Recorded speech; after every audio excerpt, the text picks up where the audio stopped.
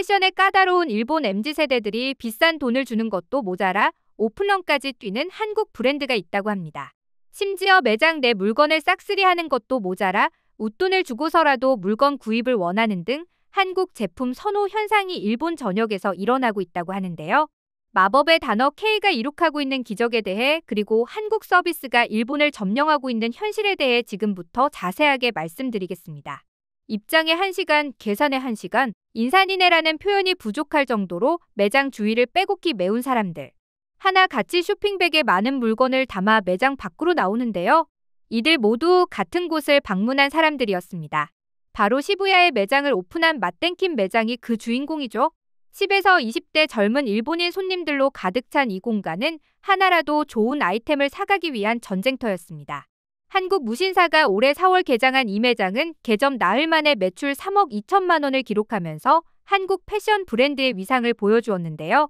사실 이전까지만 해도 한국 패션 브랜드들의 무덤이라고 할 정도로 일본에서 한국 브랜드가 성공하는 건 쉬운 일이 아니었습니다. 과거 90년대만 하더라도 일본이 패션의 중심지였기에 한국에서도 일본 패션을 공부하러 오는 이들이 있을 만큼 일본 브랜드들의 파워가 막강했었죠. 그러나 이제는 그 위상이 역전되었습니다. 이제는 패션의 수도는 서울이라는 말이 나올 정도로 일본 패션 인플루언서들이나 매장 관계자들이 한국을 방문해 한국 젊은 층들이 자주 이용하는 성수나 연남동 매장을 들러서 좋은 아이템을 발굴하거나 패션을 공부한다고 하는데요. 더 나아가 일본 패션의 중심지라 할 수 있는 시부야에서 한국 브랜드들이 엄청난 매출을 기록하는 것은 물론이고 사람들의 시선을 받는 인기 매장이 된 것이죠. 특히 의미가 있는 것은 맛땡킴 매장이 위치한 미야시타 파크의 경우 구찌나 메종키츠네, 키스 등 해외는 물론이고 일본 내에서도 고급 브랜드, 인기 브랜드들만 입점할 수 있는 곳이기 때문인데요. 한국 브랜드들이 당당하게 이 자리에서 영업을 하는 것은 물론 매출에 있어서도 다른 브랜드들을 압도할 정도로 큰 인기를 누리고 있습니다. 그야말로 세월이 지나 완벽하게 위치가 역전된 것이죠. 이 밖에도 젠틀몬스터 역시 일본인들의 사랑을 받으며 매장을 넓히는 것은 물론 릴스나 유튜브에서 엄청난 사랑을 받으며 MZ세대들의 원픽으로 소문이 났습니다. 본래 블랙핑크 제니의 안경으로 소문난 젠틀몬스터는 한국뿐만 아니라 일본에서도 그 수요가 엄청났기에 일본 구매자들이 제발 일본에서도 젠틀몬스터 매장을 내달라며 요구가 빗발쳤다고 하는데요. 이를 확인하기 위해 상설 매장이 아닌 팝업 스토어를 통해 일본 현지 분위기를 확인했던 젠틀몬스터 관계자들은 상상 이상의 인기에 압도당했다고 합니다. 사람들이 미어터지는 것은 물론이고 팝업 매장이 계속 열리는 동안 줄을 선 사람들 때문에 경찰이 출동하는 일까지 벌어지면서 인기와 수요를 두 눈으로 직접 확인할 수 있었기 때문이죠. 결국 이런 모습을 본 젠틀몬스터 측에서 상설 매장을 내기로 결정하고 오모테산도와 아오야마의 젠틀몬스터 매장을 오래냈는데요. 오모테산도의 연매장의 경우 외벽을 따라 팬들이 줄을 서는 진풍경이 벌어지면서 오픈런을 뛰는 이들이 점점 늘어나고 있다고 합니다. 일본 언론에서는 이와 같은 K-패션 인기에 놀라는 모습을 보였는데요. 요즘 일본 MZ세대들은 사토리 세대라고 불리며 소비에 있어서 인색한 모습을 보이는 것이 일반적입니다. 이들은 사고 싶은 물건이 있으면 아무리 비싸더라도 구매하지만 그 사고 싶은 단계까지 사람들을 끌어오는데 굉장한 에너지가 소모되어 일본 내에서도 여러 브랜드들이 이들 지갑을 열기 위해 고민을 많이 하고 있는 것이 현실이죠. 그러나 한국 브랜드들은 딱히 브랜드 홍보나 엄청난 돈을 들이지 않고도 매장을 열었더니 알아서 줄을 서는 등 일본 브랜드들의 노력이 무색하게 압도적인 퍼포먼스를 자랑하며 인기 유행 브랜드로 자리 잡고 있죠.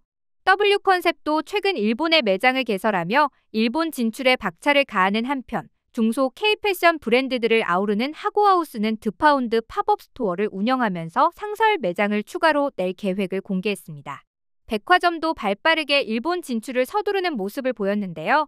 현대백화점은 오사카에 위치한 쇼핑몰 파르코 신사이바 시점과 다이마루 백화점과 협력해 3개의 점포에서 21개 한국 브랜드를 소개하는 글로벌 팝업 스토어를 열었습니다. 특히 파르코 시부야점에서 열린 팝업 스토어는 2개월간 운영되면서 30억 원이라는 매출을 기록했는데요. 목표 매출의 150%를 달성하는 쾌거를 기록하며 일본인들의 한국 브랜드 선호 현상을 확인했다고 하죠. 일본 패션 관계자들은 이제 K-패션은 독립 카테고리로 분류해 여기에 해당하는 상품을 따로 빼놔야 한다고 주장하는데요.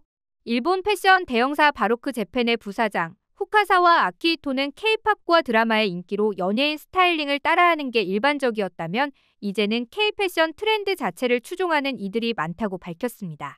이제는 일본인들이 한국 연예인을 따라하기 위해 옷을 사는 게 아니라 자신의 라이프 패턴에 맞춘 한국 옷을 구매하기 위해 한국 브랜드를 적극적으로 검색해 옷을 구매한다는 이야기죠.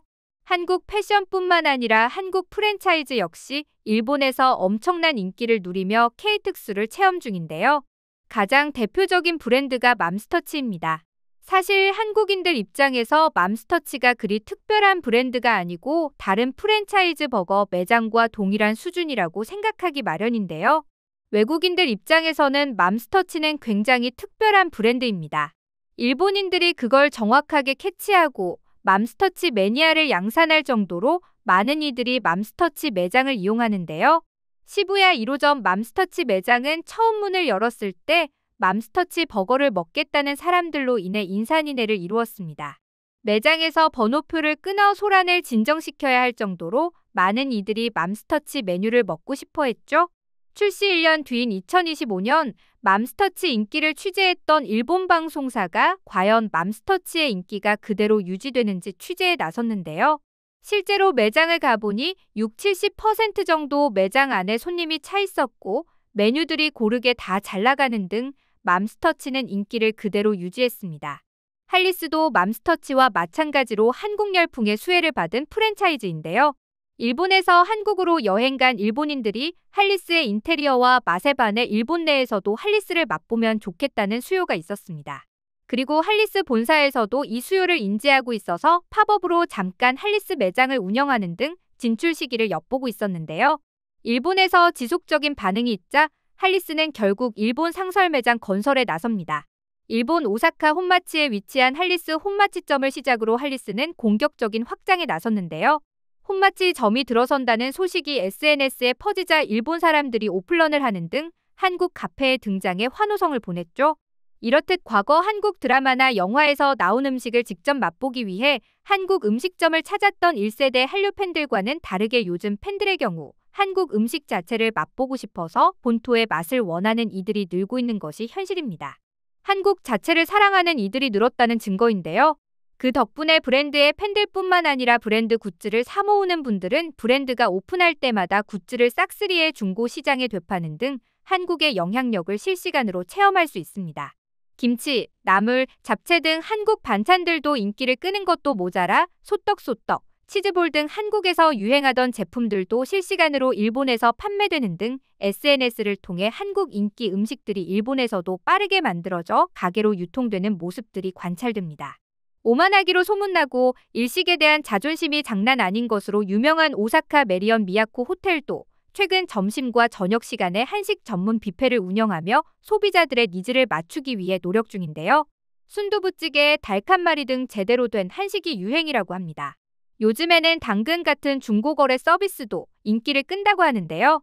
도쿄를 중심으로 가와사키, 요코하마 전역에 당근 서비스를 런칭하면서 한국과 동일하게 일본에서도 서비스를 이어가고 있습니다. 쿠팡이츠의 경우 도쿄 미나토 지역에서 로켓나우 서비스를 통해 음식 배달 서비스를 시범 운영 중인데요. 공예 플랫폼 아이디어스도 글로벌 앱의 일본어 서비스와 엔화 결제를 시도하는 등 한국 시장에서 벗어나 적극적으로 일본을 공략하고 있죠. 그야말로 한국 전성시대라는 말이 어색하지 않을 정도입니다. 과거 한국 물건을 무시하고 한국 음식은 일본보다 떨어진다며 흉보던 일본이 이제는 한국에 둘러싸여 한국에 의존하는 모습을 보이고 있는데요.